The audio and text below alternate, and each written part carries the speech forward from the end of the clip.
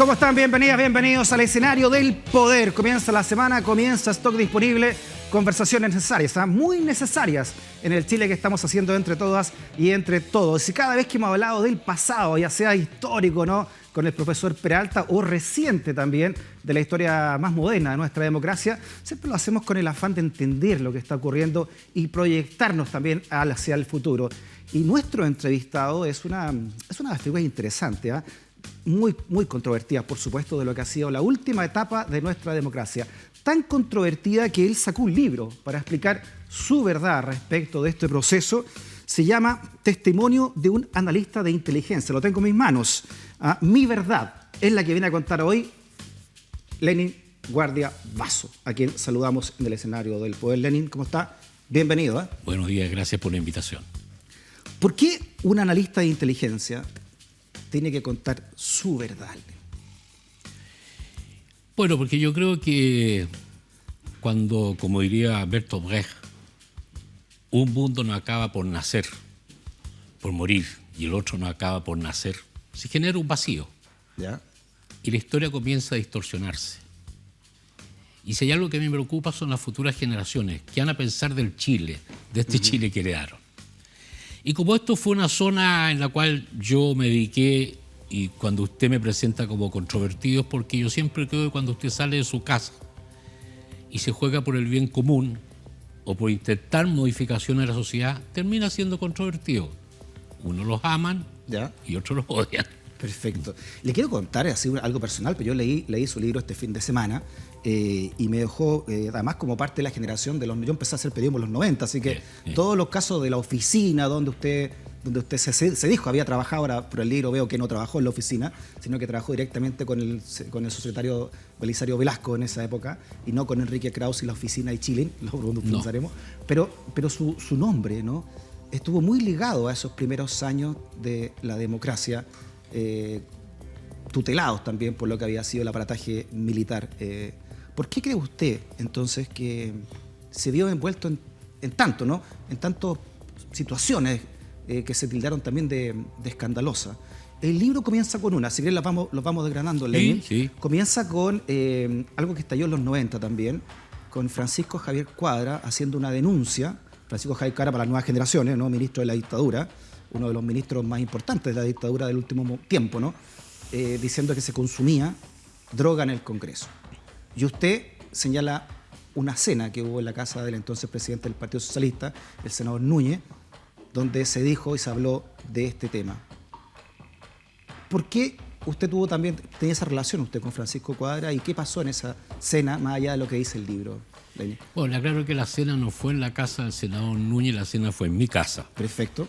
Y el tema de Francisco Javier Cuadra surgió porque Francisco Javier Cuadra, por propia iniciativa, empezó a hacer un estudio sobre el efecto y la penetración de la droga, ya sea vía financiamiento o consumo, cómo penetran los partidos políticos. ¿Ya? Y de ahí van escalando dentro del poder y adquieren zonas de poder. Eso es una cosa. Y la comida se hizo en mi casa con el afán justamente de intercambiar opiniones. Y aquí el tema es que cada uno se encierra en su trinchera y nadie quiere hablar con el de la otra trinchera. Por eso siempre andamos dando tumbo y cabezazo. ¿Ya? Pero este tema era para decir, ¿por qué no desarrollamos una política de Estado contra los narcotráficos? Porque no hay que mirar el narcotráfico con cara y apellido. El narcotráfico es una figura, una pirámide que se desglosa, con mucho efecto. Perdón, lo que se está diciendo entonces en esa cena en su casa era que el narcotráfico estaba permeando el Parlamento a través de consumidores. Esa es la teoría de Francisco Javier Cuadra.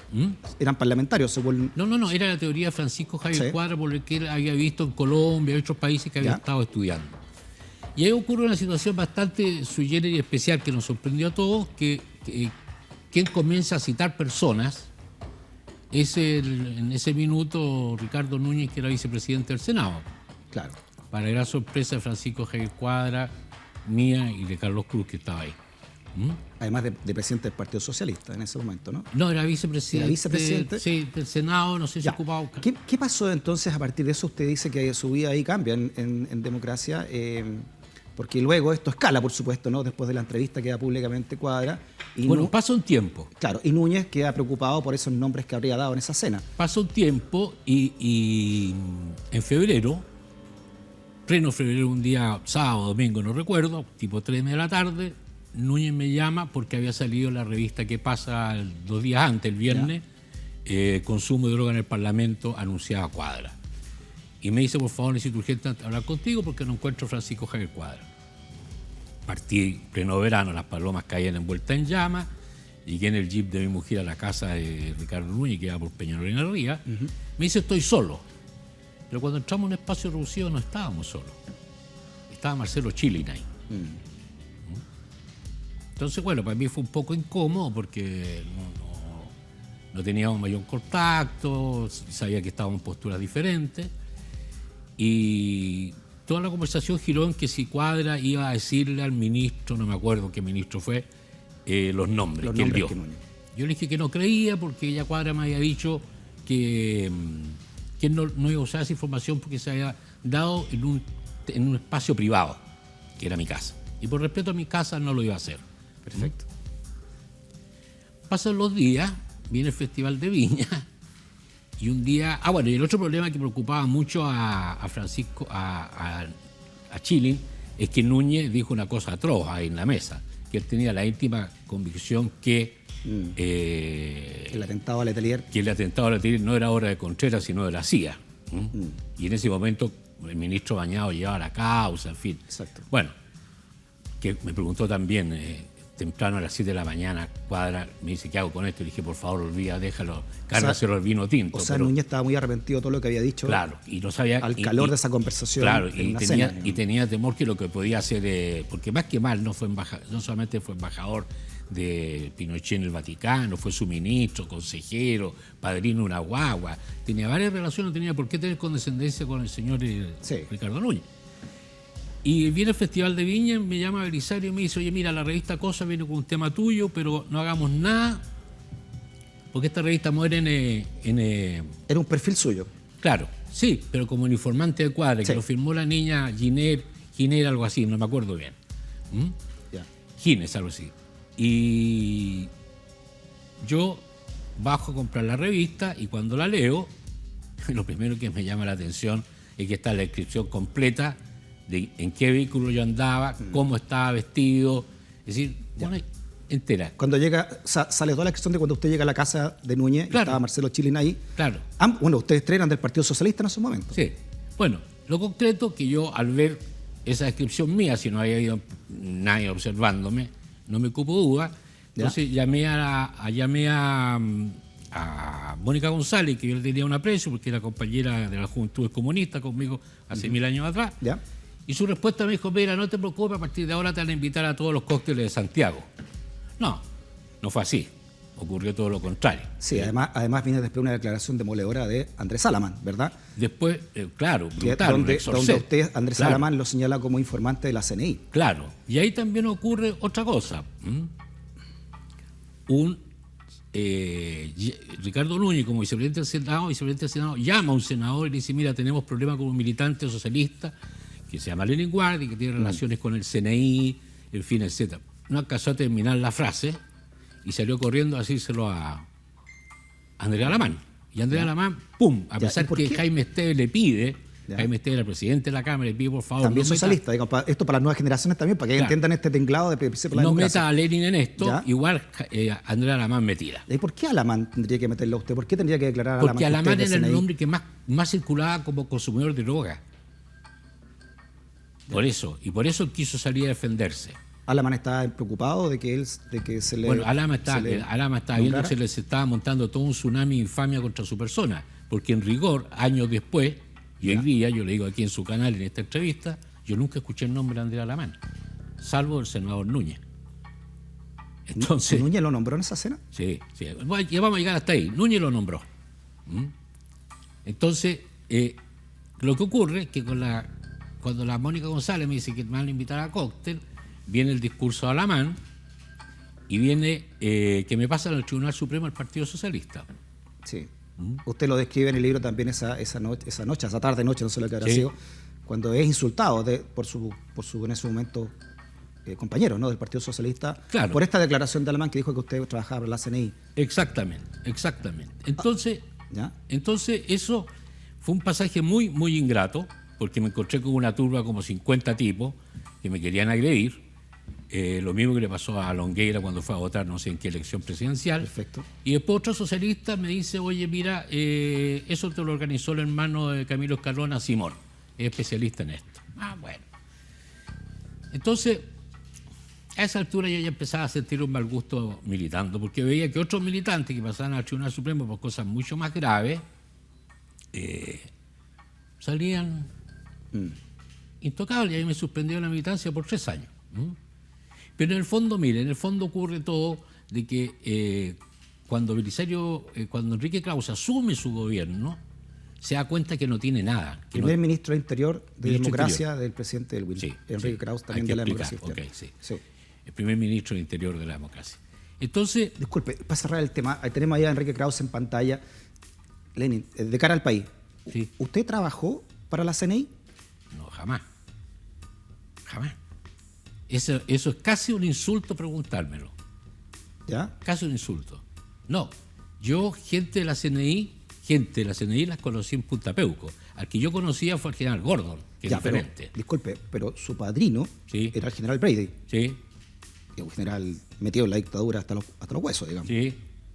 Ya, y a través de él conoce a Gordon. Ah, A través de Brady conoce a Gordon. ahora, a través de Herman Brady conozco a Gordon. Gordon, digamos, director de la CNI también, ¿no? En ese momento.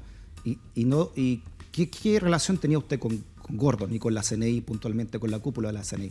¿Qué tipo de relación tenía entonces? Mire, más que decirle a la cúpula para ser preciso, porque el lenguaje nos permite ser preciso, yo creo que era estrictamente con el general Gordon. Una vez yo me crucé ahí con este señor que fue presidente en La Escalera, con Máximo Pacheco Padre, que también hablaba con... Gordon recibía mucha gente porque ha sido muy filo de más cristiano, digamos. ¿Ah? ¿Ya? Y cuando usted está en el trabajo de inteligencia, cosa que hasta el día de hoy no se entiende en este país, la información no va a golpearle a la puerta. ¿Ya? No va a decirle, mira, yo soy socialista y te voy a contar tal cosa sobre los socialistas. Usted no. En ese momento de dictadura no interesaba. A mí me interesaba saber lo que estaban pensando los militares, cómo veían los militares una salida política, cuáles eran los riesgos que veían, identificar sectores duros, blandos, y eso se puede hacer conversando. Pero eso de tener vínculos ¿Ya? más allá de eso, no, perdón, mire. Ya. No, pero déjeme explicarle. Sí. Mi ex señora cayó presa con Bautista Van Schoen, el primer miembro de la Comisión Política del MIR. 6 meses violada y torturada en Tejas Verde por el Manuel Contreras. Y después 4 años preso.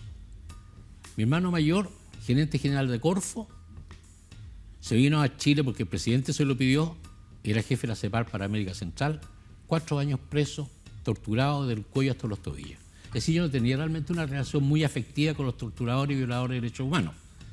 Ninguna. Y no la sigo teniendo porque creo que ese es un tema intransable para mí. La violación de los derechos humanos, sea para izquierda, centro o derecha, no se justifica. No se justifica. Y por eso me involucré en el tema Guzmán. Yo le voy a hacer todas las preguntas de rigor, Lenin, también pensando en que usted tiene su verdad, como lo dijo en el libro, para que usted la ponga y la gente en su casa. Sí. Y la historia de este país, ¿no?, lo juzgará o la absolverá, si no, como decía Fidel Castro, ¿verdad? Entonces, volviendo a Gordon, ¿su relación con Gordon nunca fue de entrega de información? No, no. Ya.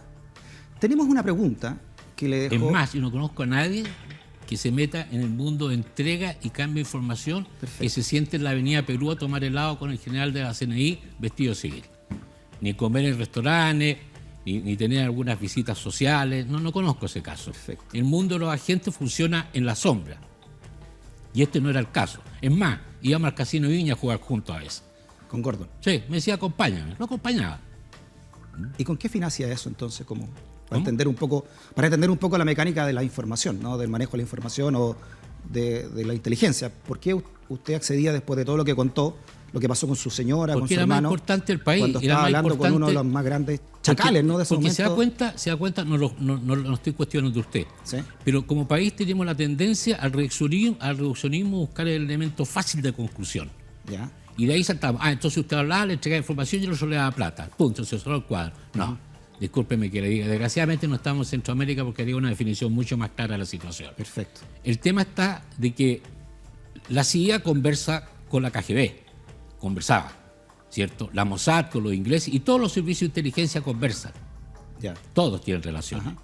¿cierto? Y si no, no habría jamás se habría podido reunir Humberto Gordon con 2 miembros del PC.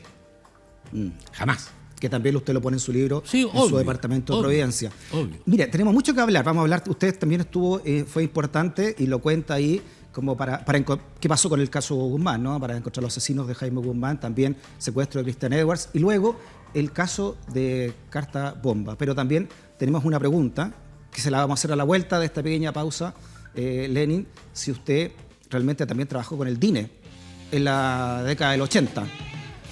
Hacemos una pausa.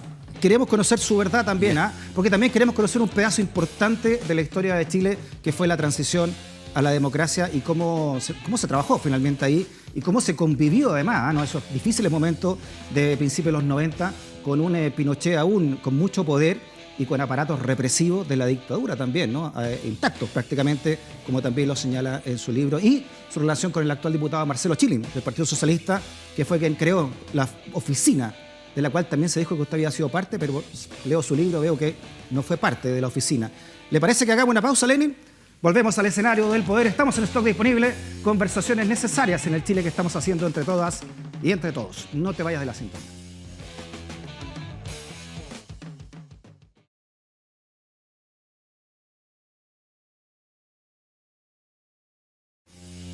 Muy bien, seguimos en esta conversación ciudadana en stock disponible con este libro en mis manos, La Verdad, no mi verdad, dice Lenin Guardia Vaso, testimonio de un analista de inteligencia. Cerrando el capítulo entonces, Lenin, pese a tu cercanía, ¿no? A esas alturas ya con Humberto Gordon, ¿no? Capo máximo de la CNI, tú dices, y aunque fueron a casinos, ¿no? Tuvieron una convivencia ahí como media de amistad, tú lo veías todo eso dentro de tu trabajo como analista de inteligencia. Evidente. Y nunca entregaste información para el otro lado, digamos, ¿no? Para el lado de la CNI, digamos. No. Ya. No, mire, el trabajo de inteligencia depende de usted quién lo forme. Tiene rigurosidades éticas y morales que son complejas. Y de ahí importa mucho la formación que usted recibe. No solamente la formación política, sino que la formación como usted la vida.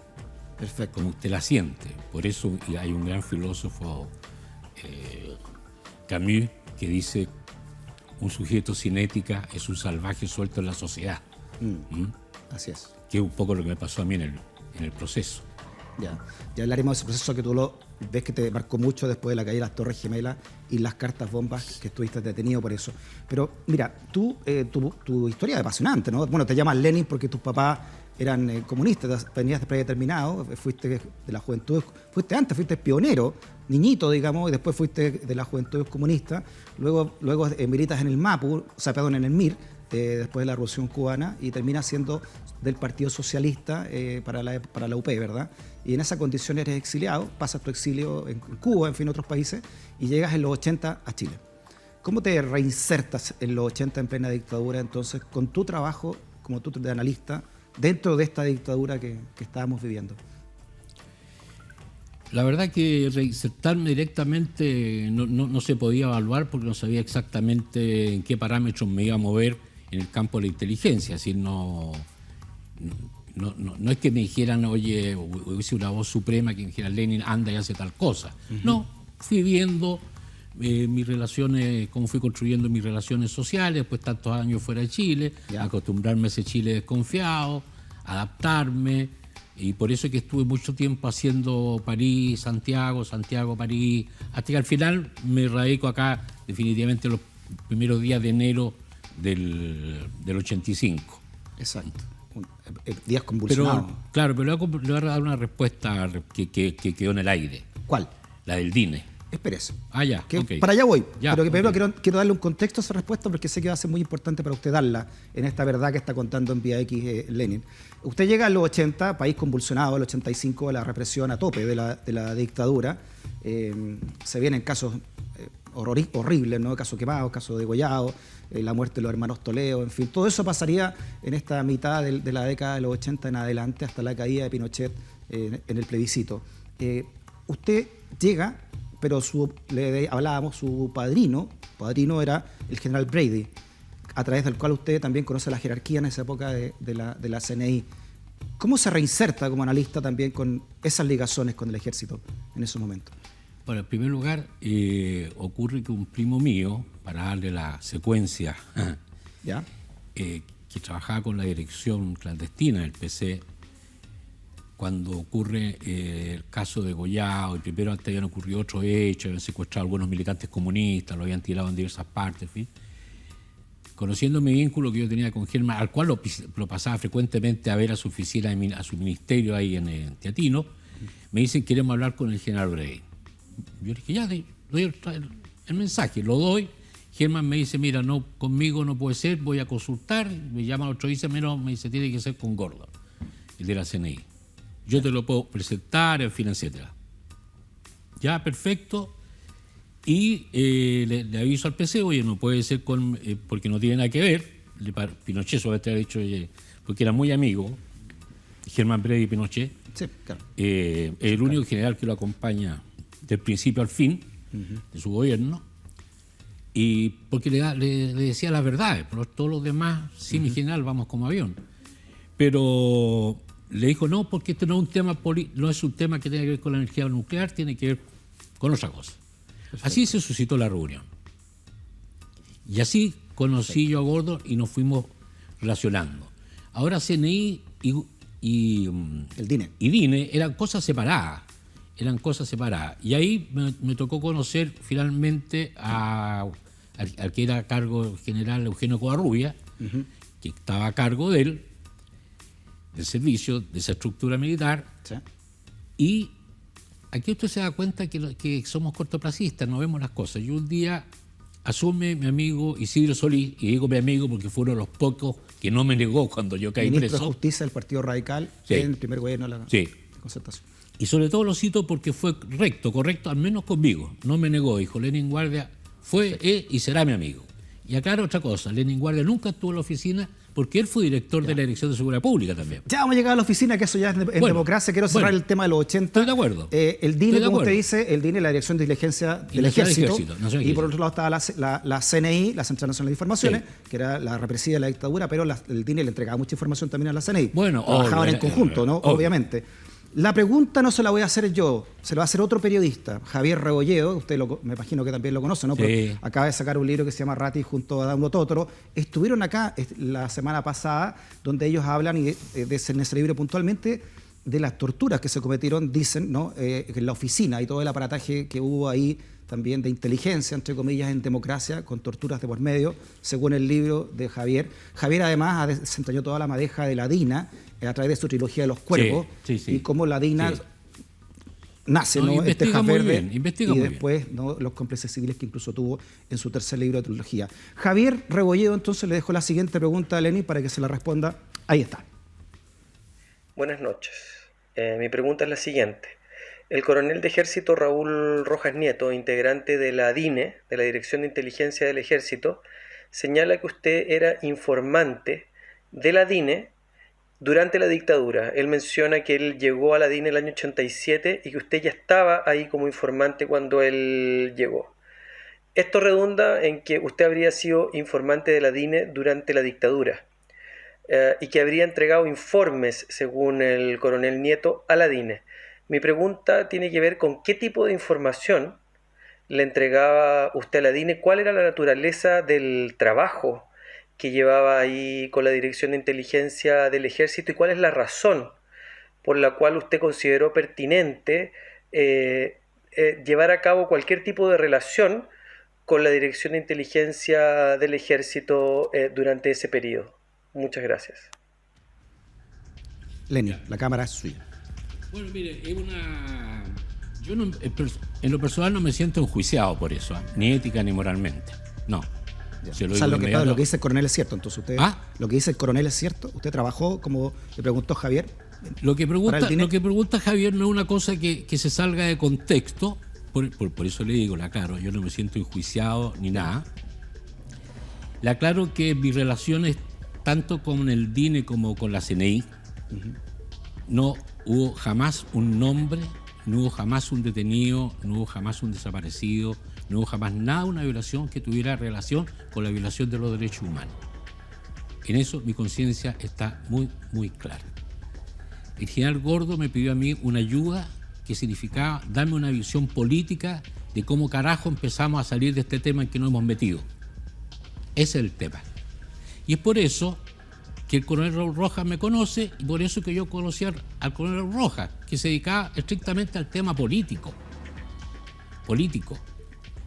Entonces, cuando usted está en el área de inteligencia, cuando usted necesita evaluar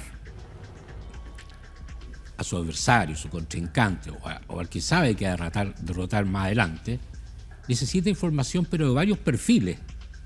No necesita solamente un solo perfil, necesita varios. Y también necesita usted tomar cierto seguro. Por ejemplo, en cuanto terminó la reunión del PC con la CNI, en la cual el PC mostró una grandeza, una entereza y una solidez política enorme. Y los generales cumplieron con su misión.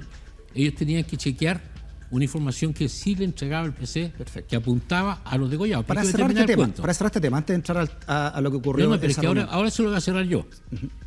Inmediatamente termina esa reunión y a los minutos se sabe el resultado de esa reunión en La Habana. Y minutos después, yo personalmente llamo a un miembro de la Comisión Política del PC en la RDA para decirle, que se llamaba Raúl Rojas, que recientemente falleció, esto se terminó y se terminó bien. Punto. Y como yo digo en el libro, hay un documento del Partido Comunista que dice, y lo hemos informado por la Dirección Interior de una reunión sui generis. Perfecto. Recordemos eso, que no todo el mundo, pero está en el libro, digamos, pero ocurre el tema de degollado, se hace una cumbre, ¿no? Usted organiza una cumbre en un departamento suyo en Providencia, entre la jerarquía del PC y entre la jerarquía de la CNI, para entregar información y ver quién realmente está detrás de los degollamientos de Natino, de Pará, ¿no? Y de Guerrero. Y el PC le entrega información a la CNI diciendo son de la Dipolcar. Estas son las informaciones que tenemos. Y así se da con el paradero, porque según el libro, ¿no?, que usted escribió, Gordon no sabía quién había mandado a degollar a estos tres profesionales. No tenía idea. Y esto corrió por cuenta entonces de Carabineros a través de Dipolcar. Y por eso es que le costó el puesto la salida a Mendoza. No tenía idea, y más años después me enteré que Carlos Herrera esa noche, el general Gordon llamó a todos los que dirigían las operaciones, qué sé yo, y le dijo, aquí me dicen la verdad si tenemos algo que ver con los degollados. Carlos Herrera, que está en Punta Peuco, asesinato de Tucapel Jiménez actualmente. Y entonces, gracias a esa reunión en mi departamento, se hizo justicia absoluta, rápida, y lo que es más importante, salió Mendoza también. Ya. O sea, perdón, entendiendo este contexto, ¿no? Entonces usted tenía relación con el DINE. Pero evidente, si usted quiere tener inteligencia, de la otra parte, ¿cómo la hace? Le coloco un anuncio de Mercurio, contrato informante del DINE, compra información del DINE, no, tiene que buscar. Perfecto. Usted tiene que buscar. Lenin, llega entonces la democracia, asume, como lo explicamos antes de irnos al corte, Elwin, en un estado en que... Quiero decir algo, porque este tema me tiene curco. Yo viajaba casi una vez a un mes a reunirme en Cuba con un representante del Departamento América de Cuba. ¿Ya? Y conversábamos los temas. ¿Qué es lo que es ese Departamento América de Cuba? Para entender. Era el que dirigía toda la política hacia América Latina y era un departamento extremadamente involucrado en la liberación de Chile, en la derrota de la dictadura. ¿Eso en qué época fue, Irene? En la época de todos los 80. Ya. ¿Y ya vivía en Chile usted o estaba...? Yo vivía en Chile y cuando llegó aquí y se abrió embajada, que evidentemente no tuvieron embajador sino que primer secretario, después cuando llegó la embajada, el embajador de Cuba era invitado frecuente en mi casa, lo ayudé con diversas cosas para la embajada. Entonces, perdón, usted dejé por ahí. No, pero es que está interesante, más estamos entendiendo la historia de Chile con esto de Lenin. ¿Usted trabajó entonces también para los servicios secretos cubanos? No, si no es un tema de trabajar. No, pero entregó información, a eso me refiero. Entregar información significa, oye, está pasando esto, o análisis. Ahí donde todo se equivocan. Le cambio la pregunta.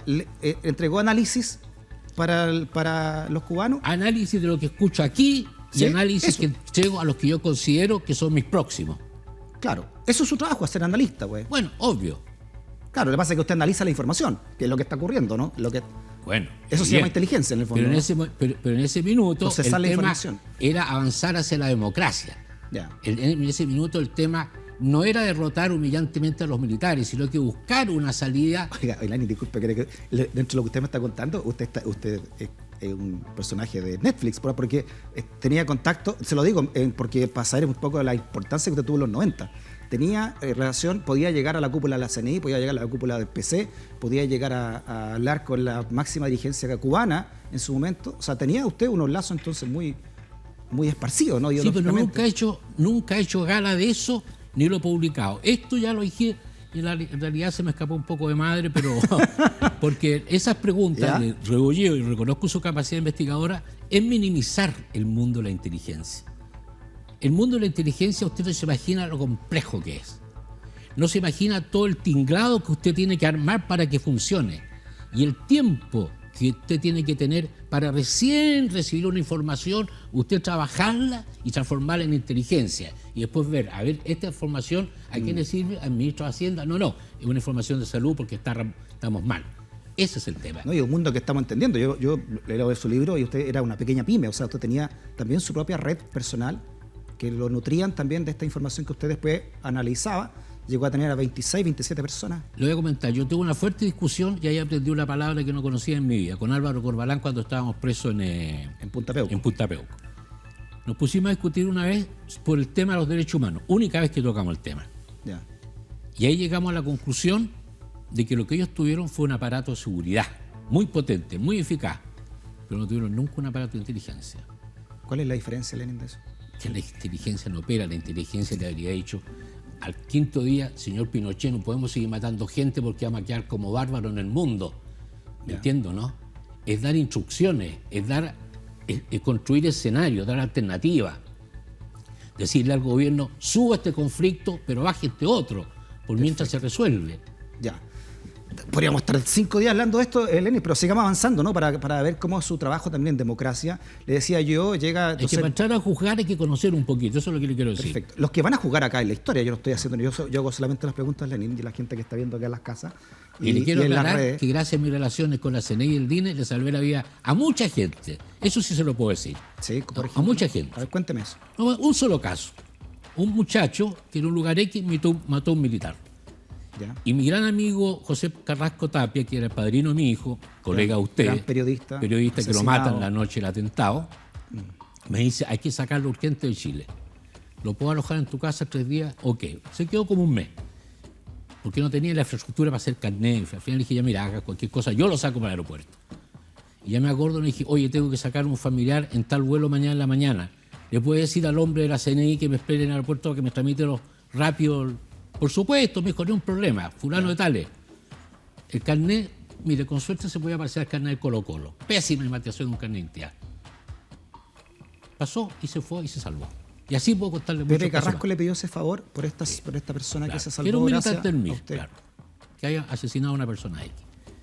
Bueno, no sé si, no conozco el contexto, pero bueno, me lo pidió José Carrasco y José Carrasco era mi confianza absoluta. Por eso yo le digo a José Carrasco, terminó la reunión con el PC, avísale al contacto que tú tienes en La Habana de que esta cosa fue así, punto. ¿Usted sabía que José Carrasco peligraba su vida cuando lo asesinan en el 86? Sí, fue una de las personas.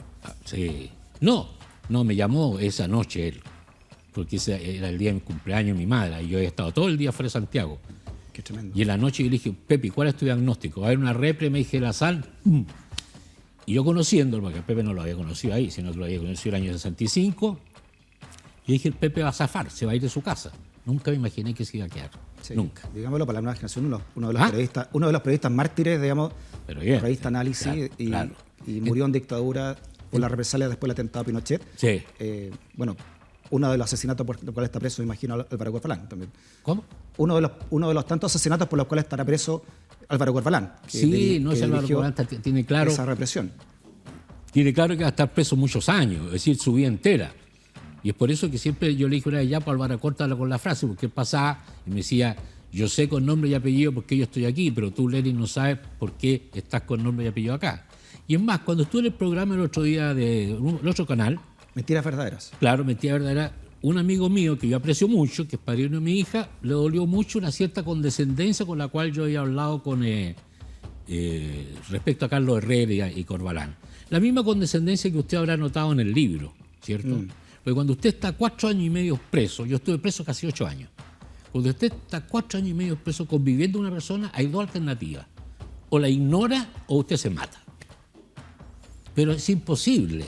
¿Pero usted llegó a sentir afecto por Herrera y por No, Corbalán? no se puede, ya no digo sentir afecto, pero cuando a mí me trasladan al modo de los militares, gracias a que a Álvaro Corbalán se le ocurrió parar a comprar fruta y lo reconocieron, yo estaba con los degolladores. Sí. Es decir, yo estaba con los mismos que me recibieron bastante mal, se ha dicho paso. Entonces me trasladan para allá, un día viernes, y el día lunes el general Álvarez, que hasta en otra época había sido la DIN por el tema de Tucapel Jiménez, me dice: a la noche tenemos una comida de recibimiento. Perfecto, gracias. Hice hincapié en una sola cosa: que aceptáramos la diferencia y nos respetáramos la larga convivencia que nos quedaba por delante. Perfecto. Y eso fue lo que todos hicimos. Perfecto. Pero eso no significa que usted tenga afecto. Claro, uno tiene más afinidades con otros que con... Sí, estuvo en Punta Peuco después del caso de las cartas bombas, Sí. estuvo en Punta Peuco luego de haber estado en la penitenciaría, pasa por Punta Peuco, después llega a la cárcel de alta seguridad. Queremos hablar también de eso, queremos hablar del caso, digamos, del asesinato de Jaime Guzmán, que usted además desliza algo muy, muy importante en su libro sobre ese caso, y también era el secuestro de Christian Edwards, donde usted también estuvo ahí entregando mucha información, ¿no? Pero empecemos en los 90. Ya. ¿No? Parece que alcanzamos a llegar a todos esos temas, porque además me interesa saber qué opina usted de los atentados que hubo después del estallido social, ¿no? ¿Con qué se encuentra usted? ¿Con qué pasa con Enrique Krause y con el presidente Elwin sin saber qué ocurre, cómo manejar este mundo, esta democracia, donde todos los aparatos de seguridad de la dictadura estaban vigentes, pero también habían aparatos de la izquierda más dura, ¿no? El Frente Patriótico Manuel Rodríguez, Indido, el Movimiento Lautaro, en fin. ¿Cómo se empezó a armar esa inteligencia en democracia? Bueno, su pregunta necesita un telón de fondo. ¿Ya? Que nadie, y creo que es caso único en el mundo, se imagina que el dictador, que gobernó de forma un poquito violenta y dura, se saca la banda presidencial y la entrega. ¿Cierto? Ese es el telón de fondo. Y quedan diferentes grupos, subversivos, revolucionarios, combatientes contra la dictadura, que quedaron con una inercia. ¿Contra quién peleaban si ya no está Pinochet? Entonces había varias posibilidades: o se dedicaban a cosas propias, rehacían su vida, seguían actuando como grupo político-militar dentro de la democracia. Entonces eso le dio una complejidad bastante grande al sillón de Enrique Krause a partir del día 1. Ministro del Interior. ¿Ah? Ministro del Interior, sí. Ya, ¿cómo se armó entonces? Porque Entonces, ¿qué pasó con la oficina? ¿Qué pasó con usted? ¿Cómo? Porque se produjo una pelea interna, ¿no? Le quiero mostrar unas imágenes, por ejemplo, que salen en el libro, Ratti, ¿no? Los oficinistas, Marcelo Sí. Chilin, Oscar Carpenter y Ramos. Ya. Esta es la oficina, entonces. Sí. Usted nunca fue de la oficina y No. Marcelo Chilin se convierte en uno de sus enemigos políticos ahí dentro de todo esto, ¿no? ¿Cómo fue ese proceso? Es que la verdad que partimos un poquito mal, porque un íntimo amigo mío, Osvaldo Puccio, habla, o mejor dicho, don Enrique Krause, habla con Osvaldo Puccio y le pregunta: oye, ¿conoce un socialista que entienda inteligencia? Y Osvaldo, que me conocía de la época de los 70, sabía que yo trabajaba en el aparato de inteligencia del partido. El PS, hoy es director de una FP, Osvaldo Puccio, entre otras cosas. ¿Sí? Entre otras cosas. Bueno, le dice: sí, Lenin Guardia. Ya, perfecto. Enrique Krause me llama a su casa, conversamos. Yo le digo: ministro, es urgente que usted tenga inteligencia propia, porque aquí se van a replegar todos los servicios de inteligencia y no le van a contestar con verdades, sino que en verdad a media, en fin. Por lo tanto, necesita inteligencia propia. ¿Ya? Y ahí le propongo crear un aparato de informaciones. Le pareció estupendo. De hecho, otro día leí un documento en el Congreso donde ratifica lo mismo. Ya. Pero le pregunta al Partido Socialista. Uy, el Partido Socialista no, por ningún motivo Lenin, con Lenin hemos tenido un problema. Usted para el PS en su momento era un informante de la CNI. No, no era informante nada, ya había quedado todo aclarado. ¿Se había en el quedado con Tribunal esa Supremo. imagen? No. Ya. No. Si el único que en este país me llamó informante de la CNI fue Andrea Lamán. Ya. Nadie más. Perfecto. Nadie más. Si el cargo que me hicieron dentro del Tribunal Supremo fue tener sociabilidad con los militares. Perfecto, Lenin. Lenin, queremos saber cómo termina usted en Punta Peuco. Queremos saber además qué pasó con el asesinato de Jaime Guzmán. Queremos también saber su opinión respecto de quién quemó las estaciones de metro, de acuerdo a su experiencia como analista de inteligencia. ¿Le parece que hagamos una pausa? Sí. Seguimos conversando con Lenin Guardia. No te vayas de la sintonía.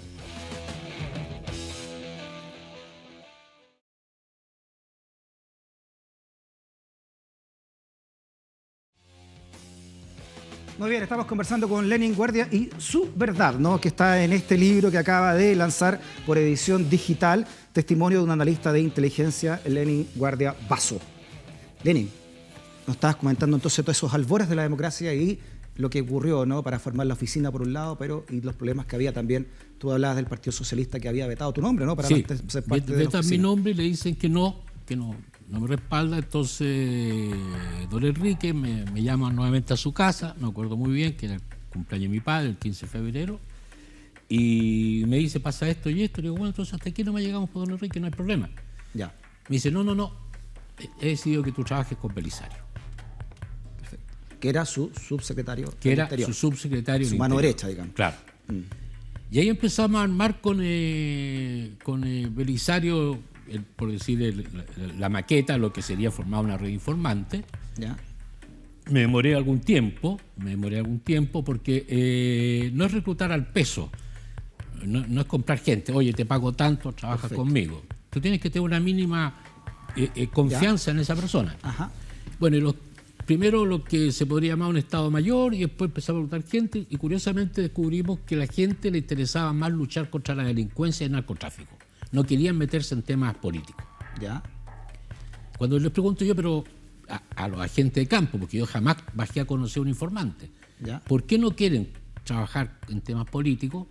Porque nosotros también participamos en algunas cosas contra la dictadura y creemos que lo que ellos hicieron es correcto. Bueno, el argumento me pareció válido. Perfecto. Ya, y como yo además le había dicho a don Belisario Klaus, ministro de Interior, don Belisario, aquí se va a retirar la CNI, la CIFA, la DIPOLCAR y todos los servicios de inteligencia de Fuerzas Armadas, va a quedar un campo despejado para los delincuentes que nos van a dar como bomba en fiesta. Y así ocurrió y hasta el día de hoy ese proceso no se ha detenido. Usted no me va a decir que este no es un país sitiado por la delincuencia, que la gente vive al filo del temor del portonazo, el carterazo, el abordazo, y no sé en qué íbamos a terminar. Ya vamos a hablar del narcotráfico, ojalá que tengamos tiempo, Lenin, porque... Entonces, ese es un problema de largo arrastre y nosotros dimos varios golpes, resultados concretos, digamos, que Belisario los tomaba y se los pasaba a Nelson Mery, algunos, otros a Carabineros. Nelson Mery, director de investigaciones del momento también, Nelson Mery, sí. que era civil además, ¿no? Era el primero claro, era el primer civil, director que llegaba de la institución. después de ser intervenido por los... Ya, mire, entonces usted trabajó paralelamente entonces con la oficina. Éramos dos veredas al frente. Chilin por un lado, con Claro. Kraus, y usted trabajando con la enemistad, me imagino la enemistad entre usted y Chilin, además ya venían, eran viejas ya, ¿o no? No, sí, ya venían ¿cómo fue? arrastrando el tarro. ¿Cómo sí. trabajaba la oficina? Porque según este libro Ratti, de Javier Rebolledo con Dauno Totoro, se torturó para sacar información durante Democracia. Y lo hizo la oficina para sacar información. Yo, bien honestamente, y no hay nadie en este país que me diga lo contrario, no conocí a nadie de la oficina. No me interesó jamás saber qué estaban haciendo, porque me era suficiente escuchar algunos ecos para discrepar, punto uno. ¿Ya? Punto dos, a Belisario Velasco se encargaron de aislarlo. ¿Ya? Punto tres, yo no entiendo cómo un libro como de Rebolledo, Ratti, que tiene un trabajo de investigación que yo lo califico serio, hay algunas cosas que a lo mejor no voy a compartir porque tienen que ver con mi persona, pero serio, riguroso. Ahí hablan de tortura, ahí hablan de muertes. La señora Mónica Echeverría, otra escritora, habla de muertes con nombre y apellido de parte de la oficina. Y la justicia no actúa, no se interesa o solamente valen otro tipo de delitos. Queremos su verdad, Lenin, estamos tratándolo por eso. Sí. Ustedes se manejan información unos con otros. A usted también le hicieron algunos complots desde la oficina, según usted señaló también, a su señora de ese momento. ¿Qué información hay entonces de que realmente la oficina pudo haber llegado a torturar en Democracia para conseguir información, de acuerdo a este libro de Javier Yo Rebolledo y no Dauno dudo lo Totoro? que dice Javier Rebolledo. No dudo lo que dice Javier Rebolledo. Yo le doy el crédito a Totoro y a Javier Rebolledo. ¿Por qué no duda, Lenin? ¿Por qué tan taxativo? Bueno, porque después posteriormente empiezan a morir los propios informantes de la oficina, pues. Alain Valenzuela, muere otro más del Mapu. En Democracia. Bueno, seguimos hablando de democracia, en la época de ¿Mueren informantes de la oficina en democracia? Claro. Unos Sarmiento, no me acuerdo el nombre. Domingo Sarmiento. Sí. Chumingo. Sí. Hay un caso insólito que tampoco no hablan, la muerte de Antonio Leti. Marco Antonio Leti. Claro. Que se supone que pide ayuda a un alto dirigente socialista. Ese alto dirigente socialista, tengo entendido que lo lleva a la casa de Carvajal, del segundo piso, que asesoraba a la señora Bachelet, ¿cierto? Y habiendo otras fórmulas para resolver el tema de Antonio Leti, porque iba a haber un asado, qué sé yo, darle una Coca-Cola con calmante o curarlo, no encuentra mejor cosa que entre investigación y le pegue un balazo en la cabeza. ¿Sí? La verdad que ahí hay un empate entre las cosas que dice Rebolleo y Totoro. Hay un empate no muy diferente de cuestionamiento moral con lo que fue la DIN o la CNI. Porque, es que eso es lo grave, ¿no? Eso es lo grave del libro. Bueno, pero eso es lo grave del libro, porque le vuelvo a repetir, inteligencia no tiene nada que ver con la tortura. Nada. No es el camino. No es el camino. Y la oficina fue comandada por Chilling, hoy diputado del PS. Chile, estaba Jorge Burgos también ahí, ¿no? Sí. ¿Fue una entidad de inteligencia o fue una entidad de tortura? Yo creo que trataban de sustentar una cosa con otra, me imagino, no sé, pero ellos estaban encargados y hasta el presidente le rindió una oda prácticamente a Chilling por el trabajo para pacificar el país.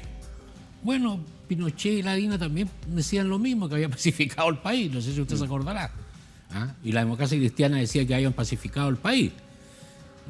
Entonces, el término de pacificación es un término, depende de donde usted lo coloque. O sea, lo usaron hasta en la Araucanía. Sí, el día de mañana tiran los militares a pacificar la Araucanía, va a tener una tragedia enorme. Lenin, viene el atentado 1 de abril, mira, se cumplieron 30 años ya, la muerte, el asesinato de Jaime Guzmán. Usted dice en el libro que el gobierno de entonces, del presidente Elwin, tenía antecedentes, usted había entregado antecedentes, se tenía inteligencia al respecto de que podría ocurrir ese atentado y otros. ¿Es así? Sí, porque ¿Se actuó con negligencia entonces en ese caso? Porque se sabía que eso podía haber ocurrido. Bueno, yo lo único que sé al respecto, y creo que se lo dije así a la ministra Camposano cuando declaré por la causa del asesinato de Guzmán, que aparecieron unos panfletos por Pedro Aguirre Cerda, por la Gran Avenida, donde habían varios nombres encabezados por Jaime Guzmán. Y eso era vox populi en todos los estamentos. Lo que ocurrió, que no hayan prestado seguridad, etcétera, etcétera, etcétera, yo no tengo no le puedo dar explicación porque no sabría cómo explicármelo tampoco yo mismo. Pero Belisario Velasco en su libro dice que evitamos situaciones de la misma envergadura con el tiempo. Sí, en sus memorias que vino a presentar también acá en este... Claro, y que sin embargo igual nos criticaron. ¿Qué información tenía usted sobre el asesinato? La que le acabo de comentar. ¿Pero cuál tenía previo? ¿Qué tenía? ¿Qué sabía usted antes? Que me habían mostrado un panfleto. ¿Ya? Que dice, estos son los que se van a asesinar o algo así. ¿Un panfleto de quién? ¿Cómo? No tenía firma. No tenía ni el logo del Frente Patriótico, el Lautaro, nada. ¿Usted leyó la carta que escribió que la periodista y hermana de Jaime Guzmán sobre su versión de por qué mataron a su hermano? No. Creo que la leí hace años atrás. Ella culpó directamente a Pinochet y Contreras detrás del asesinato. Ya. Rosario Guzmán, una carta pública que dio a conocer. Sí. ¿Qué opina usted de eso? Sí. Bueno, ¿Quién mató? ¿Quién estaba detrás de esto? ¿Quién lo dejó ser al menos? ¿Qué cree usted? Bueno, el general Contreras no podía ver a Jaime Guzmán. Lo odiaba con toda su modesta capacidad intelectual. Ya. No lo podía ver porque Jaime Guzmán le paró los carros convenciendo a Pinochet que la cosa estaba yendo demasiado lejos en el tema de violación de los derechos humanos. Por lo tanto, era en su momento, cuando ocurrió el asesinato de Jaime Guzmán, una de las hipótesis. ¿Usted no la comparte o la comparte esa hipótesis? La comparto mitad a mitad. Porque eso habría implicado haber penetrado el Frente Patriótico. Porque entonces ahí hay un cambio en la historia tremendo. Es tremendo. ¿Y la CNI pudo haber hecho eso? ¿Penetrado al Frente Patriótico, Manuel Rodríguez? En ese momento escindido, digámoslo, ¿no? Ya. Autónomo. No, No, yo creo que, por eso digo, la comparto 50 y 50. Pero piense usted que la gente que actuó, yo puedo discrepar de Palma, de Poblete, en fin, porque no creo en estos métodos.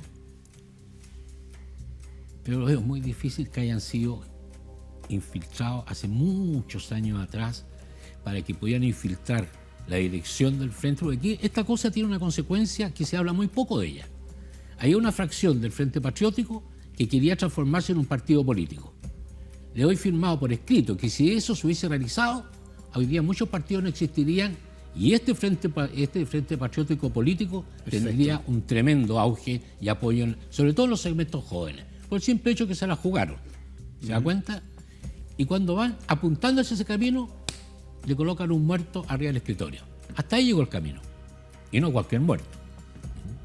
Bueno, el primer asesinato en Chile. Primer asesinato en primera vez que se asesina un senador, creo. Democracia, al menos. Claro. Sí, claro. Entonces fue muy desesperante la situación. Y esto acompañado del secuestro de Cristian Edward. Sí. Yo voy a invitar a que nos saltemos el secuestro de Cristian Edward para que lean el libro, porque está bien explicado, para que nos pasemos al tiro, ¿no? A lo que ocurre ya después del atentado 2001 de las Torres Gemelas y el caso de cartas bomba. Llegan cartas bomba dentro de toda la psicosis, como usted explica, de seguridad que hubo en el mundo entero después del atentado de las Torres Gemelas. Llegan cartas bombas a la Embajada de Estados Unidos y también a la oficina del abogado Luis Hermosilla, ¿ya? Cartas bombas que se le atribuyen luego a usted y a un, no sé si conocido suyo a estas alturas. A un informante que teníamos. Que es un informante pagado con López Candia. investigaciones. ¿López Candia trabajó para usted? Sí. Ya, perfecto. López Candia señala que usted, y así lo dice también el veredicto judicial, usted y él mandaron estas cartas bombas para crear una sensación de inseguridad y que ustedes fueran contratados por esas mismas empresas y poner su servicio a disposición. ¿Cuántos años estuvo detenido usted por eso? Casi 8 años. ¿Qué pasó? ¿Cuál es su verdad de eso? Se lo voy a decir resumidamente. Porque iría en contra de la verdad judicial.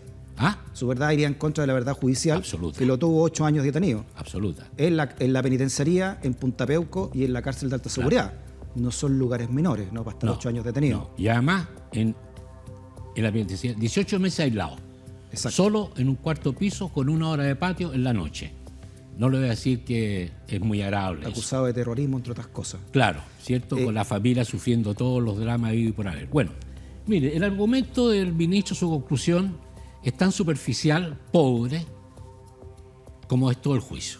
Porque en ese minuto yo demostré, en ese año 2001, que mis ingresos bordeaban los casi 7 millones mensuales. Sí, trabajaba para Miguel Nasur, etc. Sí, concreto, pero en honor al tiempo. ¿Quién? Nombres. ¿De qué? ¿Quiénes jugaron en contra suya entonces para que usted estuviera detenido? Entonces, es que para que se entienda, porque después usted me dice, no, que no se entiende. Entonces mandan una carta a la Embajada de Estados Unidos y mandan una carta a Lucho Hermosilla. Ambas pesan lo mismo, pero cuando se desarman no tienen los mismos componentes por dentro. Primer misterio. Segundo, creo que fue una operación para sacarme del medio, porque días antes, mi amigo Adolfo Saldívar, que en paz descanse, un político que realmente sabe lo que era la política, me dice, mira, hay gente que me ha consultado por tu nombre para la ANI. Se estaba pensando en el director de la ANI. Agencia Nacional de Información. Agencia Nacional de Inteligencia. Ya. Entonces, resulta que aquí hay yo tengo 2 hipótesis. En ese minuto yo tenía un solo tema por el cual yo me reunía con el señor Guillermo Miranda, jefe de gabinete de José Insunza. Y el tema era de que había un señor X en Ministerio de Obras Públicas que se había saltado todos los pasos para que el Estado reciba en conformidad una obra, ¿ya? Se lo saltó todo, y chao. Y eso significó que el Contralor dijo esto no puede ser y nombra a un fiscal nombrado por la Contraloría. Y ese es mi amigo. ¿Quién? El Contralor, el fiscal que iba a hacer la investigación. Perfecto. Y él me dice, mira, aquí va a haber un tremendo problema político. Porque no hay nadie que apoye toda esta irregularidad dentro del MOP. Porque además él era abogado del MOP. Ya. Estamos hablando del presidente Ricardo Lagos. En la época del presidente del señor Lagos. El ministro del MOP era Cruz, en ese momento, que después sale por el tema de los sobresueldos, ¿no? Sí, creo que era Cruz. Bueno, entonces, esa es una hipótesis.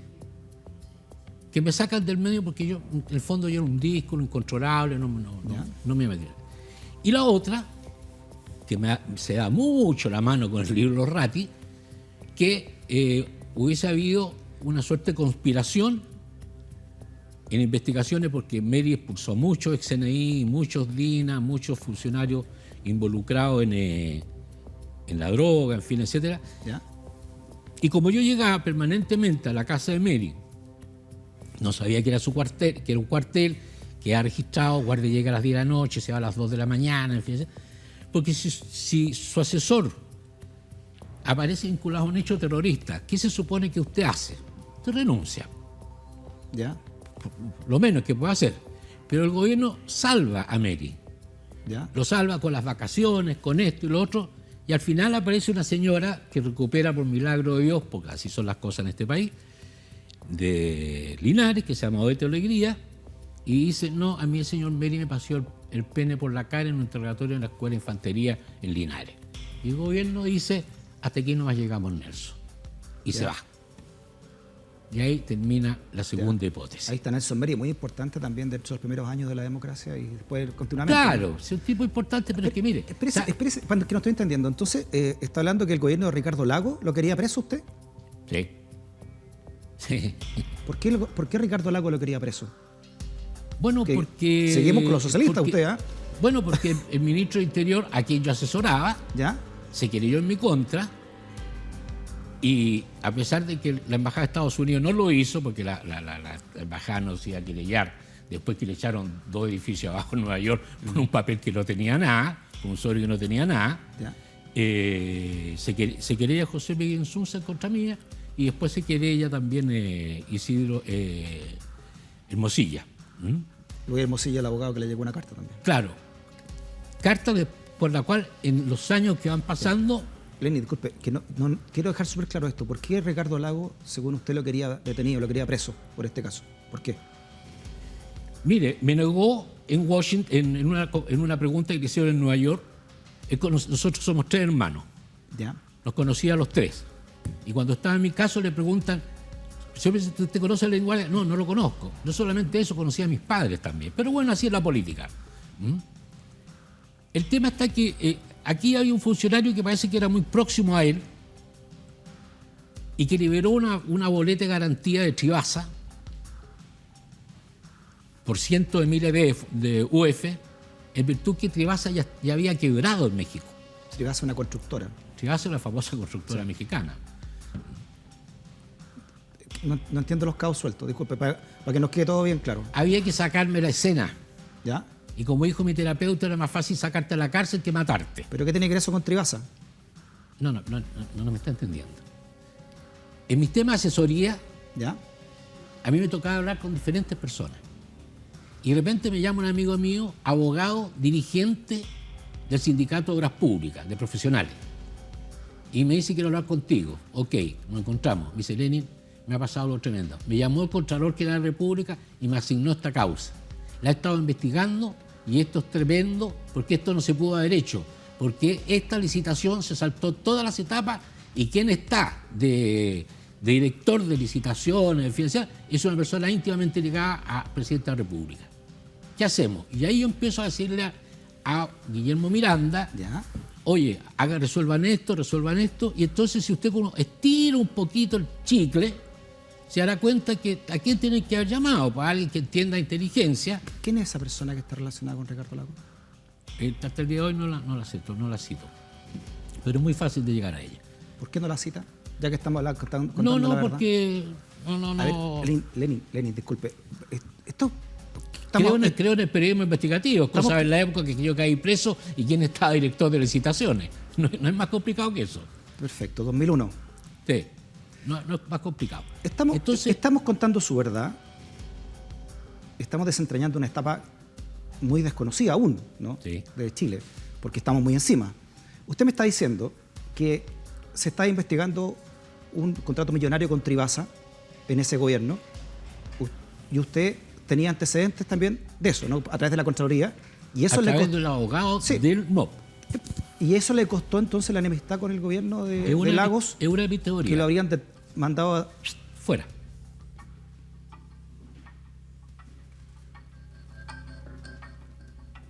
Porque cayeron víctimas sus propios fantasmas, pues. Si aquí, desde que partimos, y hay una entrevista que lo hizo Marcelo Chile no sé, años atrás, a mí me metió en esto porque yo fui del GAP. ¿Pero qué tenía que ver el GAP? ¿Qué tiene que ver el GAP? Grupo Amigos Personal del Presidente Allende, que era su escolta, todo bastante meritorio de respeto. ¿Qué tiene que ver eso con la inteligencia? Si aquí estamos dando votos hace muchos años con la inteligencia. ¿Cómo justifica usted, Lenin, que haya ido usted a la casa de Mary con una carta igual a una de las dos que se puso al menos? No. ¿Cómo? Y que cuando fueron a su casa encontraron, entre otras cosas, material que se usó en esas cartas, según la verdad judicial estoy hablando, y además tenía otras cosas como una pistola que le había regalado el mismo Gordon, ¿no? Bueno, para que usted vea que no lo cuestiono personalmente, porque usted trabaja con la información que hay. Por eso es su verdad. Sí. Yo hago la pregunta, Sí. usted me da la respuesta. En mi casa no se conclusiones. encontró ningún explosivo, ni uno, nada. En mi casa se encontró un arma que efectivamente me la había regalado el general Gordo. Ya. Lo que yo le llevé a Mary fueron 2 sobres de estos que se usan para guardar verduras, que usted lo cierra acá. ¿Cómo se llaman? Popsipop, algo así, Ya. ¿no? Porque Nelson Mary me dice, oye, aprieta la fuente, que era López Candia, porque el ministro me está apretando a mí. Necesita pruebas que estamos avanzando esta cuestión. Ya. Yo hablo con la fuente, llámese Humberto López Candia, y le digo Humberto, ¿verdad? Y Humberto me llama otra vez y me dice, aquí están los 2 polvos que se usaron para las cartas bomba. Esas bolsitas con un polvo que era lo más parecido al rizo. ¿Ya? Yo llego a la casa de Mary y le digo, toma Nelson, aquí está, esto es lo que se usó.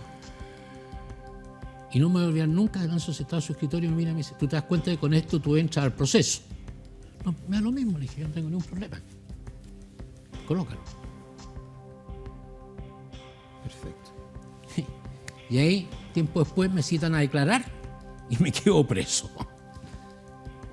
Por una cosa absolutamente insólita. Sí, me quedo dando vuelta lo de Tribaza porque fue, ahora que me acuerdo, ¿no? Porque yo empecé a hacer periodismo en esa época de los 90 y fue connotado, ¿no? Es cosa de googleen usted el caso Carriel Sur se llama.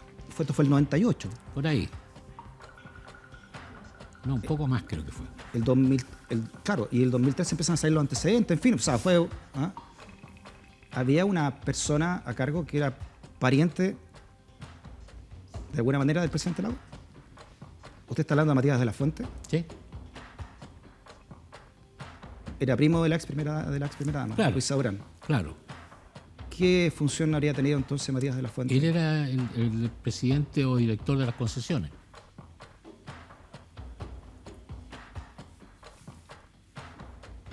¿Por eso que Lago entonces lo quería preso usted, según su verdad? Yo creo que algo raro les pasó. Yo creo que en mi fantasía, ¿no?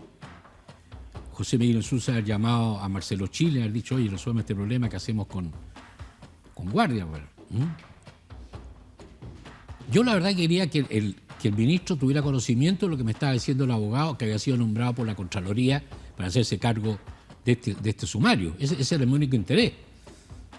Y para eso nos reunimos varias veces. Y después, ¡pum!, se terminó el tema nomás. Y me fui a la cárcel. Entonces, por eso le digo que esto de la justicia es un concepto muy relativo. Y ahí cae en manos del señor Cepeda, para que entremos en el tema. Sí, el caso Mobgate en general es un caso que se cerró, es como el caso Penta y Secueme, ¿no? El caso, se pusieron de acuerdo y hasta el aquí caso llega Mobgate me cortó el pelo en el CAS. En el CAS. Un delincuente me cortó el pelo y me dijo, jefe, si a mí me dieron 2 millones, puedo ir a buscar el computador. En la cárcel de seguridad. No, sí, en la cárcel de seguridad, un interno, para no descalificarlo, que cortaba el pelo, me cuenta que él entró al MOB a sacar el famoso computador del contador, ya no me acuerdo de quién. Ya. ¿Y quién lo había mandado? Ahí viene usted, porque como él me dijo, la oficina después me pagó solamente 2 millones. La oficina seguía trabajando en esa época, Sí, obviamente. sí. ¿Estaba Chile también a cargo? ¿Todavía? ¿Todavía estaba Chile a cargo? No, creo que no. Ya no estaba. No sé. Entonces, ¿usted alguna vez ha sido amenazado de muerte? varias. Viví 3 años con escolta policial. Lo cuenta en el libro, pero me refiero ahora, último, ¿no? Ya después de todo esto. No. Me da lo mismo. Si ocurriera algo sería que timbraran su propia cobardía frente a la historia. No más que eso. Por eso es que para mí es muy importante cuando tocamos todo el tema de las relaciones con el ejército, la CNI, el DINE, ser claro. El mismo Alamán en su manera, años después que nos encontramos en un vuelo, me pidió disculpas. Ya, ¿qué le dijo? Que, ¿se lo cito? Sí. La política es una mierda, me dijo. Porque se dio cuenta que lo engañaron, lo usaron. Me gustaría saber también, no sé si tiene algo más que decir sobre su verdad, porque me gustaría hablar también del presente de Chile y su calidad. Sobre el libro me interesaría dejar muy en claro que en rigor yo no había estado preso ni siquiera un minuto. ¿López Candia mintió? ¿Alguien lo hizo mentir? A López Candia lo obligaron a mentir. ¿Quién lo obligó a mentir? Investigaciones, como él mismo lo dice en una carta que la hizo pública, una carta que dirigió al Mercurio, luego una carta completa que está en el libro, donde Investigaciones le dice, te van a extraditar, te van a echar de Chile y guardia que se va a quedar aquí.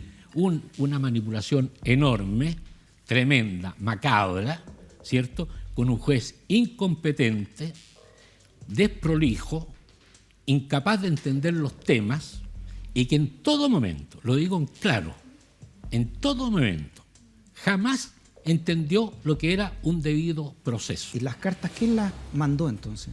Las cartas las mandó el mismo López Candia. Si las cartas ¿Y él lo incriminó a usted? ¿Porque Investigaciones se lo pidió? A falta de hechos reales, ¿ya? ¿Cierto? Este señor Jorge Cepeda, ministro de Fuero, que hace el primer careo, ¿ya?, que sostuvimos los dos con López Candia, al cual este ministro Cepeda, que parece que es muy religioso, se encargó a Dios que lo iluminara en el camino de la verdad. Nos da la palabra a López Candia. Yo nunca me voy a olvidar. López Candia dice, yo involucré en todo esto al señor Guardia porque en Investigaciones me dijeron que yo sería extraditado en horas. Y como él tiene los medios para una buena defensa, lo metí en este lío. Disculpe, ¿por qué Investigaciones estaba entonces, según usted, con ganas de, o con la intención de inculparlo a usted? Porque yo rebotaba, salpicaba a Meli, pues. ¿Y ahí nos unimos nuevamente al mismo caso? ¿Llegamos al mismo caso de Tribasa? No, porque son querían... cosas aparte. Es aparte. Aparte. Ya. Y entonces, ahí, en ese minuto... ¿Era proteger a Mary? No, olvídese Mary. En ese minuto, el ministro, ¿ya?, Jorge Cepeda Arancibia, primo hermano del ministro Juica, ¿cierto?, que pensó que tenía un techo para hacer y deshacer, en un organismo que supone que no existe los nexos familiares. Dice, se suspende el careo. Se para y se va. Y nunca más nos careó. Es decir, nunca más en un proceso con quien usted puede hablar. Vaya a la Universidad de Chile, al Departamento Legal de Estudio de Derecho. Este es uno de los procesos más rápidos que ha existido en la historia del derecho, casi un año. Perfecto. ¿Dónde encontramos el libro? El libro lo encuentra, yo le voy a decir exactamente, en la librería Prosa y Política. Ahí lo estamos viendo, ¿ah?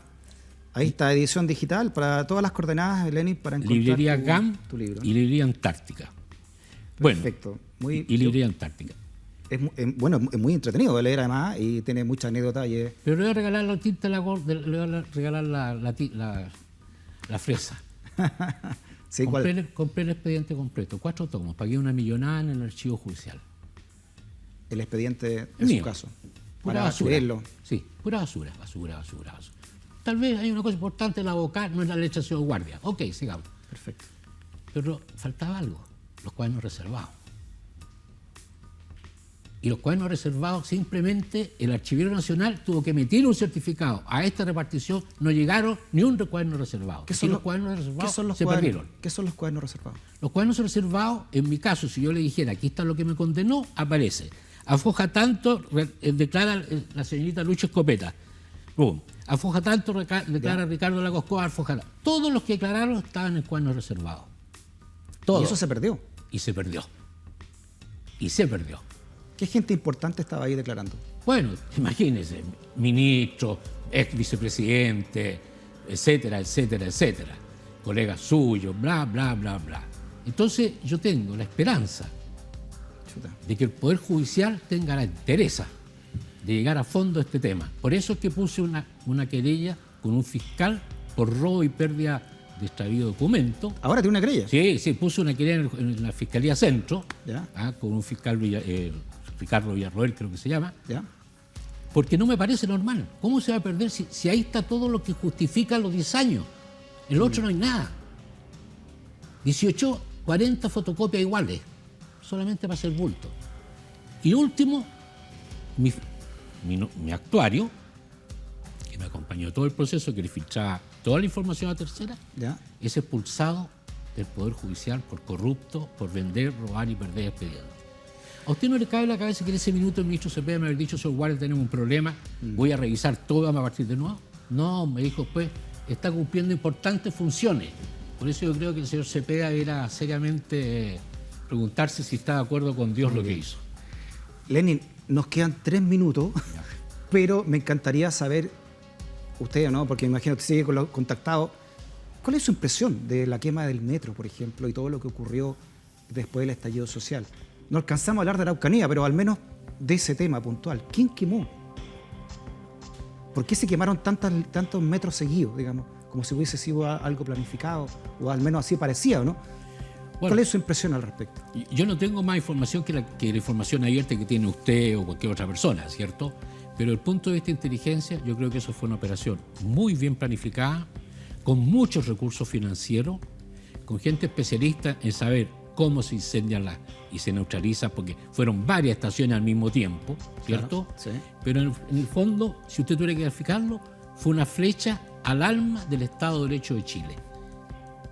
Porque ahí le pegaron un golpe seco al Estado de Derecho de Chile, y desde ese día nosotros que hemos estado improvisación. ¿Por qué no se ha encontrado culpables todavía fehacientes de eso? Si está lleno de cámaras y todo. ¿Por qué? Porque desde el año 2018 muere en el Parlamento la ley de inteligencia, pues. Y ese es el drama. Si este país no tiene inteligencia, nadie lo quiere asumir porque asocia la inteligencia queman una red de metro y no se a CNI, asocia inteligencia a DINA, asocia inteligencia a derechos humanos, pero no tiene nada que ver una cosa con la otra. Se lo he dicho ante todo el rato en esta conferencia, en esta entrevista. Entonces, un Estado que no tiene inteligencia no tiene radar. Es como dije el otro día, un submarino sin radar no llega muy lejos. ¿Qué pasa en Araucanía? El diputado Zafirio dijo acá, bueno, también hay una acción legal al respecto, ¿no?, de un ex de oficial de Carabineros, ¿no?, que señala que los Carabineros estarían incentivando, ¿no?, esto para la quema de camiones, me refiero, y estos atentados para también cobrar por seguridad. Bueno, mire, yo creo que en la Araucanía no me voy a referir a eso, en la operación Jungla, nada, pero la única puerta viable que yo veo es el diálogo con las comunidades mapuche. No veo otra, porque si no este tema tarde o temprano se lo va a desbocar, porque el día de mañana, si hay un demente que quiera meter a los militares, que se acuerde muy bien lo que pasó cuando otros dementes del 73 llamaron a intervenir a los militares. Ya quisieron meterlo y los militares pidieron... No, los militares no se van a meter. No, iban con abogados diciendo... Pero evidente. Pero espérese, pero ¿qué pasa con la operación Huracán? Después de la operación Huracán, ¿cómo la lee usted eso? ¿Y cómo quedan las relaciones entonces desde la comunidad mapuche hacia el Estado chileno? Con abismo de desconfianza hacia todos lados. Usted no se acuerda que ayer yo escuchaba una entrevista en Mega, ¿Ya? de este dirigente mapuche, no sé cómo se llama. Lo encontré bastante coherente, bastante ubicado. Llama a los organismos internacionales. Héctor Yaitul, vocero de la CAM. Claro. Lo encontré bastante centrado el tipo en su visión y dimensión del problema. Si aquí tiene que entrar las Naciones Unidas. ¿Qué quieren que espere? Que compriman al pueblo mapuche de tal forma que el pueblo mapuche se revele y vote el paso ese que tenemos, que es tan lindo, sí, ferroviario. Me gustaría terminar esta entrevista, que llegamos a su fin ya, Lenin, con una reflexión suya, ¿no? Después de haber escrito ese libro y de lo que está viendo ahora en Chile. ¿Cuál es su reflexión? ¿Qué hace? Mire, mi reflexión... Y que tiene que ver con su verdad, por supuesto, ¿no? Con la verdad que usted quiere contar también, ¿no? Sí, miren, mi reflexión, yo espero que por el bien del país, por el bien de la institución que se llama Poder Judicial, en mi caso, se haga justicia y que yo pueda, si no es el caso, yo acudo a la Corte Interamericana, eso lo tengo clarísimo. Creo que el país ha caído una suerte de populismo muy atroz. Veo con horror de que el día, y se lo digo desde el punto de vista de inteligencia, veo con horror de que el día de mañana el combate heroico que está dando el Servicio Nacional de Salud caiga en el vacío porque lo tironean de un lado y del otro, ¿cierto? No veo por qué no hay estímulo a ello. En Francia, país donde viví el exilio, existe una cosa que se llama Legión de Honor, que es un botoncito, una rosita que le dan a todos aquellos que han hecho algo por la patria. Se la merecen todos los funcionarios del Servicio Nacional de Salud. Los 40 funcionarios que han muerto, médicos, enfermeras, la que limpia los paños sucios, un reconocimiento país. No, aquí todo se hace desde lo negativo. Disculpe, ¿el país le debe algo a usted, cree usted? ¿Algún reconocimiento? Mira, a mí el país lo único que me era de ver y que no lo pido que me reconozca nada, porque cuando usted trabaja en inteligencia, ojalá pasar desapercibido, ojalá pasar desapercibido, cosa que no lo ha hecho bien que no usted. me fue en mi caso, fue que entienda que efectivamente le salvé la vida a mucha gente y todo lo que hice lo hice por el bien común y creo que todos pertenecemos a este país. Todos. Muy bien, la verdad de Lenin Guardia. Lenin, que esté muy bien, ¿eh? Gracias por haber venido. Gracias a ti, ha sido un placer. Gracias también por tu sintonía, como ves, conversaciones necesarias desde acá, desde el escenario del poder, desde Stock Disponible, desde Vía X y por la libre expresión. Hasta la próxima. Chao.